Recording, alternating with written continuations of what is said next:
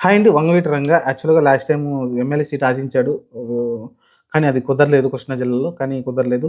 ఇప్పుడైతే ఆల్మోస్ట్ ఒక ఎమ్మెల్సీ అయితే ఇచ్చేటట్టయితే కనిపిస్తుంది. ఎందుకంటే వంగవీటి రంగా మనకు తెలిసిందే. విజయవాడ, గుంటూరు కృష్ణా జిల్లా కొంచెం బాగా పలుకుబడి ఉన్న పర్సను. కొంచెం ఎక్కువ కాపుల్లో ఎక్కువ అభిమానం సంపాదించిన రంగా. ఆయన కొడుకుగా అయితే వంగవీటి రాధ అయితే చాలా అంతకుముందు ఓటమి పాలు కావచ్చు, లేకుంటే అండర్‌స్టాండింగ్ లేకపోవచ్చు కావచ్చు, జనసేనలోకి వెళ్తారనడం వెళ్ళలేదు. రకరకాలుగా జరుగుతా వచ్చినియి ఓవరాల్‌గా చూసుకుంటే. కానీ ఫైనల్‌గా అయితే టీడీపీలకు మద్దతుగానైతే నిలబడ్డాడు.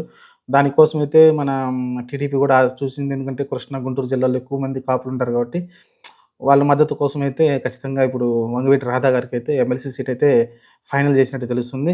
చూడాలి మరి. ప్రస్తుతం అయితే వర్మకు ఒక సీటు, అలా నాగబాబుకి ఒకటి, అలానే ఇటు పల్నాడు జిల్లా నుంచి ఒక డాక్టర్ అతని పేరేదో ఉంది. అతనికి ఒక సీట్ కావచ్చు, ఈ రాధాకి కావచ్చు, వీళ్ళందరికైతే మొత్తం ఒక 5 సీట్లయితే ఎమ్మెల్సీ సీట్లయితే ఫిల్లింగ్ జరుగుతుంది.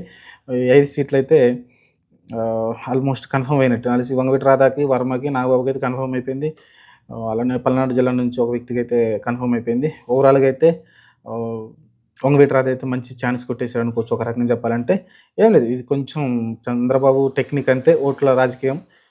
గుంటూరు, కృష్ణా జిల్లాల్లో కొంచెం వంగవీటి ఫ్యామిలీకి కొంచెం ఎక్కువ ఆదరణ ఉంది కాబట్టి, ఆ ఓట్లు గెయిన్ చేసుకునే ప్రయత్నంలో రాధాకైతే ఎమ్మెల్సీ సీట్ ఇస్తున్నారు.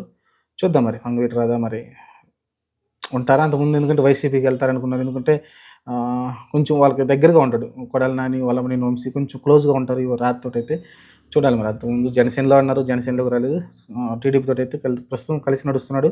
ఎమ్మెల్సీ సీటు కూడా చంద్రబాబు నాయుడు మరి అప్పుడు హామీ ఇచ్చాడేమో తెలీదు గానీ, ఇప్పుడైతే ఎమ్మెల్సీ సీటు ఖాయంగా అనిపిస్తుంది వంగవీటి రాధాకి.